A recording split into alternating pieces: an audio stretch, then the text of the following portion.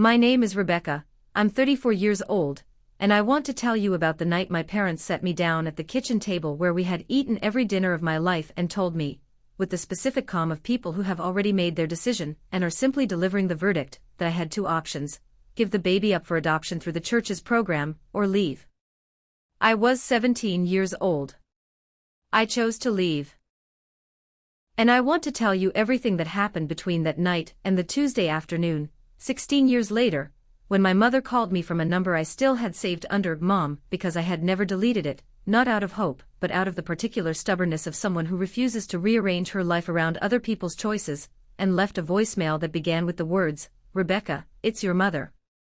Your father is sick. We need to talk." I want to tell you what I did with that voicemail, what I said when I finally called back, and what happened in the room when the truth, after 16 years of waiting, finally had somewhere to land.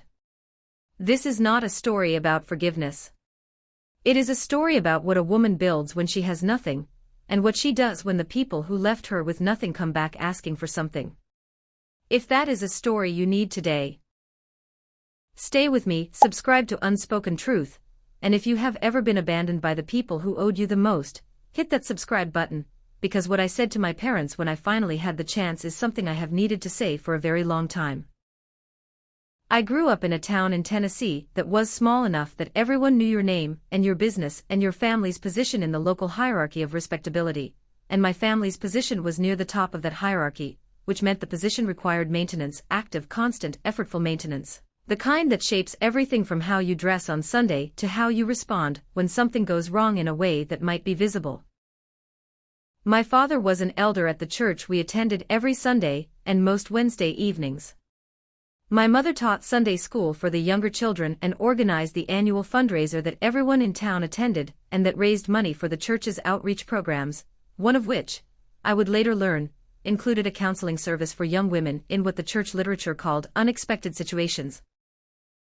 Language so carefully chosen it managed to describe a human crisis without using a single word that acknowledged the human being at the center of it. I had been a good daughter in the ways that mattered in that house. Obedient, quiet, careful with the image, present at every church event, correct in public. I had also been, in the specific private way of a teenager, who has learned that her interior life must be managed separately from her exterior one, something considerably more complex than what the family presented to the congregation on Sunday mornings. I had questions my parents didn't want me to ask. I had a mind that moved faster than the answers they were offering. And I had, at 16, fallen in love with a boy named Daniel Reyes in the way that you fall when you are 16, and have not yet learned to fall carefully. Daniel was the son of a Mexican family who had moved to town 2 years earlier, which in that community was a compound complication. He was new, and he was Catholic, and he was not the kind of boy my parents had imagined for me when they imagined my future. They had not said this directly, they didn't need to. It was in the texture of every interaction, the way my mother changed the subject when I mentioned his name, the way my father asked, once, whether I was spending time with the right kind of people. I spent time with Daniel anyway. And in the spring of my junior year, we were careless in the specific way of two young people who believed, incorrectly, that consequences were for other people. I found out in July, 6 weeks before my senior year was supposed to start. I took 3 tests in the bathroom of a gas station 20 minutes from our house because I could not take them at home, and all 3 said the same thing, and I sat on the floor of that bathroom for a long time looking at what they said before I drove home, and walked into the kitchen where my mother was making dinner and said, "Mom, I need to tell you something." She turned off the stove. I told her. She was very still. She said, "Does your father know?" And I said, "No," and she said, "Sit down." And she called him in from the other room, and I told him too, and he sat across from me with the specific expression of a man processing a threat rather than a crisis, the expression of someone whose first thought is containment. They did not yell. I want to tell you that because I think the yelling would have been easier. It would have had the quality of something genuine, something felt, something that acknowledged the size of what was happening. What they did instead was talk in the measured, careful language of people managing a situation, and the situation they were managing was not their daughter, it was the information, and where it would go, and what it would mean for the family's standing in a community where standing was the primary currency. My father spoke for most of it. My mother interjected occasionally in the specific way of a woman whose role in these conversations is to soften the edges of her husband's positions without altering their substance. By the end of the conversation, the options had been laid out with the clarity of a business proposal.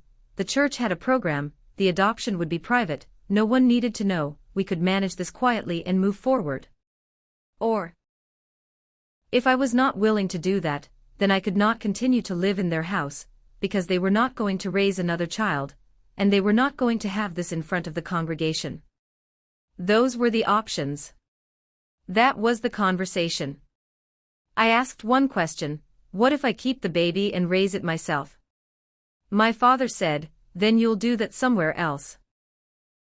I went to my room and I packed what fit into 2 bags, which was not everything I owned but was everything I needed, and I called Daniel from my bedroom while my parents sat in the kitchen not speaking to each other or to me, and I told him what had happened and Daniel said, I'm coming right now, and I said, I know, because that was who Daniel was, the kind of person who said I'm coming and then came, without calculation, without negotiating the cost first. He was there in 20 minutes. I walked out of that house with 2 bags and I did not look back, not because I wasn't devastated, I was 17 years old and I was leaving the only home I had ever had, but because I understood, in the specific way of someone who has just seen something very clearly for the first time, that looking back was not going to change what I had seen. The years between that night and the voicemail are the years I want to tell you about, because I think they are the most important part of this story, not the wound and not the reckoning but the building. Daniel's parents took me in. They were not wealthy, they were warm, which turned out to be worth considerably more. His mother, Carmen, was a woman of 50 who had raised 3 children on a teacher's salary after his father's construction business went through a difficult period, and she had the specific quality of someone who has been through hard things and has not let the hard things make her smaller. She made room for me in their house without making me feel like a burden, which is one of the most significant things one person can do for another, and I have never forgotten it. Our daughter was born in February, a Tuesday, in a hospital where I was the youngest person in the maternity ward by at least 8 years. We named her Elena. She had Daniel's dark hair and, according to Carmen, my expression, the particular look, Carmen said, of someone who has decided something and is not going to be talked out of it. I held her in that hospital room at 17 years old and understood, with a completeness I had not expected, that everything I was going to do from that point forward was going to be for her, not instead of myself, but including myself because she needed a mother who was building something, not surviving something. I finished high school by correspondence while Carmen watched Elena in the mornings. I applied to 3 colleges and was accepted to 2. I chose the one that offered the better financial aid package, because I was done making decisions based on anything other than what was actually practical. Daniel worked construction with his father and studied at the community college in the evenings. We were not comfortable, but we were functional, and functional felt like abundance after the night I left with 2 bags. I graduated at 23 with a degree in business administration. I was not the top of my class, but I was in the top 10%, and I was the only person in that top 10% who had been doing it while raising a toddler and working 20 hours a week, and living in a 2-bedroom apartment that was too small for 3 people, and had a radiator that made a sound every night at 2 in the morning that Elena eventually named Gerald. I went into operations management, which turned out to be exactly the right field for someone with my specific combination of skills, precision, the ability to hold multiple systems in mind simultaneously, and a tolerance for complexity that had been forged by years of managing a life that had no margin for error. I was promoted at 26 and again at 29, and at 31 I moved to a director role at a logistics company in Nashville that was large enough that the title meant something and small enough that my work was visible. Daniel and I got married when Elena was 5, a small ceremony in Carmen's backyard with 40 people and no church, which was a choice we made deliberately and without apology. We were married by a judge who had kind eyes and a good handshake, and I wore a dress I had bought at a consignment shop and altered myself because I was not going to spend money on a dress when Elena needed new shoes, and I was the happiest I had ever been, standing in that backyard in the altered dress with Elena on my hip throwing flower petals at inappropriate moments and Carmen crying in the front row. By 34, I was a vice president. We owned a house. Elena was in her second year of high school, studying with the focused ambition of a young woman who has watched her parents build something from nothing and has understood that building is the point. Daniel ran his own small construction firm. It was not large, but it was his, and he had built it the same way we had built everything, carefully, consistently, without a safety net. We had not heard from my parents in 16 years. The voicemail arrived on a Tuesday afternoon while I was in a meeting. I saw the notification on my phone, Mom, and felt something move through me that was not quite surprise. I had always known, in the specific way you know things you don't let yourself think about directly, that this call was going to come eventually. People who cast out their children do not always stay gone, sometimes they come back, and they always come back when they need something. I listened to it in my car in the parking garage after the meeting. Rebecca, it's your mother. Your father is sick. We need to talk. Please call me back. 31 words. 16 years of silence and 31 words, delivered in a voice that was older than I remembered and smaller, the specific contraction of someone whose certainty has been interrupted. I sat in the car for a long time. Not because I didn't know what I wanted to do, but because I wanted to make sure that what I was about to do came from the right place, not from the 17-year-old who had walked out with 2 bags, not from the years of anger that I had metabolized into something more useful but that were still there, underneath, available, from the 34-year-old who had built something solid, and who was going to walk into whatever came next from that foundation, and not from the wound. I called Daniel. He answered in 2 rings and said, "What happened?" And I said, "My mother called," and he was quiet for a moment and then he said, "What do you need?" And I said, "I need to think for a day, and then I need you next to me when I call her back," and he said, "I'll be there," and he was. Because that is who Daniel has always been, and that constancy, across 16 years of building and difficulty and joy and ordinary Tuesday afternoons, is the thing I come back to when I need to remember what it looks like when someone actually shows up. I called my mother back the next evening. She picked up before the second ring, which told me she had been waiting, that she had, perhaps, been waiting for longer than a day. She told me my father had been diagnosed with a degenerative condition affecting his mobility, and progressively, his independence. She told me they were managing, but that it was becoming difficult. She told me they were not asking for money, this said with the specific emphasis of someone who has decided in advance to disclaim something, they simply wanted to reconnect. They had been thinking about me. About everything. I listened to all of it. And then I said, "I need to come and see you. Not to talk about Dad's condition. To say something that I should have said a long time ago, and that I am going to say now because I am not willing to have any kind of relationship with you, however limited, built on top of something we have never acknowledged. Can you agree to that?" There was a pause. Then she said, "Yes." I drove down on a Saturday morning, alone. Daniel offered to come, and I told him no, not because I didn't want him there, but because this was mine to do, this specific thing, this specific room, this specific conversation, it belonged to me, and I was going to be the only one in it who had to be there. The house was the same house. Smaller than I remembered, the way houses from childhood always are when you return to them as an adult. The oak tree in the front yard was larger, the paint on the shutters was faded in a way it hadn't been, the porch had a new railing that didn't quite match the rest of it. My father was in a chair in the living room. He stood when I came in, slowly, with the careful movement of a man who has learned to be deliberate with his body. He looked at me for a long moment before he said anything, and what I saw on his face was not what I had expected. Not the authority I remembered, not the contained certainty of the man who had delivered verdicts at kitchen tables, but something older and more uncertain, the face of a man who has had time to sit with things and has not found the sitting comfortable. My mother brought coffee. We sat. I let the silence stay for a moment, because the silence belonged to them. They had created it, 16 years of it, and I was not going to rush to fill it on their behalf. Then I said, "I want to tell you what the last 16 years actually looked like.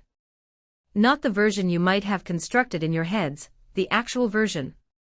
Because I think you have been allowed, by my silence, to live with a version of this story that is easier than the real one, and I am not willing to let that continue. My mother put her coffee cup down. My father looked at his hands. I said, I was 17 years old and I was terrified, and I came to you because you were my parents. Because that is what parents are for, that is the specific and irreducible thing that parents are for, and you gave me a deadline and a program and 2 options, neither of which included staying. I packed 2 bags while you sat in the kitchen. I was in a hospital at 17 years old and the only family I had was Daniel and his mother because you sent nothing. Not a call. Not a card. Nothing. I said it without raising my voice. I had promised myself I would not raise my voice, not because they deserved my composure, but because the composure was mine. I had earned it across 16 years of building, and I was not going to hand it to this room. I said, I finished school while raising an infant. I worked while studying. I built a career without a safety net, without a family home to fall back on, without the specific security of knowing that if everything went wrong there was somewhere to go. I did all of that. Daniel did all of that alongside me. Elena, your granddaughter, who you have never met, is in her 2nd year of high school studying biology, and she is extraordinary, and she did not become extraordinary despite what happened to her family. She became extraordinary because of how her family responded to it. My father looked up at that. Something moved across his face that I did not try to name. I said, I am not here to ask for anything from you. I am not here because I need something. I came because there are things that are true that have never been said in a room where you were present to hear them, and I needed to say them, not for you, for me, because I am done carrying the weight of a story that was never fully told. The room was very quiet. My father said, after a long moment, we were wrong. 3 words. Not an explanation, not a defense, not a qualification. Just 3 words, said in the voice of an old man who has been sitting with something for a long time, and has finally said it out loud. I looked at him. I thought about the kitchen table and the 2 options and the 2 bags. I thought about the hospital room and Carmen crying in the front row of the backyard wedding and Elena throwing flower petals at the wrong moments. I thought about Gerald the radiator and the altered dress, and the director's role, and the vice president's title, and the house we owned, and the firm Daniel had built, and the 16 years of building that had happened because these 2 people had closed a door and I had found, somewhere I did not expect, a window. I said, I know. Not, thank you. Not, I forgive you. Not, it's okay. Just, I know. Because I did know. I had always known. The knowing had never been the question. The question had been whether they knew, and now they did, and that was what I had come for. I told my mother, before I left, that any relationship going forward would be on terms I set, slowly, carefully, and without obligation, that I was not closing a door, but I was not opening one fully either. I was leaving it slightly ajar, and what came through it would depend entirely on what they chose to do with the acknowledgement they had just made. I told her that Elena's relationship with them, if there ever was one, would be Elena's choice to make, at an age and time of her own choosing, with full knowledge of the history. My mother said, that's fair. It was the most honest thing she had said to me in 34 years. I drove home with the windows down, the Tennessee October coming through in the specific way of an October that has finally decided to be autumn, and I thought about 3 words, we were wrong. And about what they cost someone who had spent their entire adult life managing appearances, and I thought that the cost was real, and that the saying of them had required something, not enough, not nearly enough to balance 16 years, but something, and I was going to let that something be what it was without making it more or less. Daniel was on the porch when I pulled in. Elena was inside. I could see the light in her room, the specific warm rectangle of a teenager in her space doing whatever teenagers do at 7 on a Saturday evening. Daniel looked at me as I came up the steps and he said, without preamble, how do you feel? I thought about it for a moment. Then I said, clear. He nodded because clear was the right word and he knew it. We went inside. Elena came down for dinner and asked how the drive was, and I said, long but worth it, and she looked at me with the specific assessing look she has had since she was small, the look Carmen always said was mine, and she said, "Okay," and she set the table without being asked, and we had dinner in our house, the house we owned, at the table we had chosen. And it was ordinary in the specific way that things are ordinary, when they are exactly what they are supposed to be. I think about the kitchen table in Tennessee often, not the one from last Saturday, but the one from 16 years ago, the one where my options were delivered with the calm of a business proposal. I think about it without the pain it used to carry, not because the pain was not real, but because the pain has been converted, over 16 years of building, into something more durable. Into precision, into discipline, into the understanding of what it means to actually show up for someone because you know, from direct experience, what it feels like when the people who are supposed to show up do not. I did not forgive my parents on Saturday. I want to be honest about that. Forgiveness is a process I am somewhere inside of, moving at the pace that is honest rather than the pace that looks good, and I am not going to perform an arrival I have not made.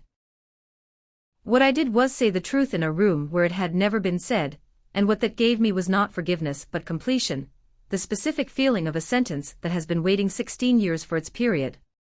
The sentence has its period now. The story continues.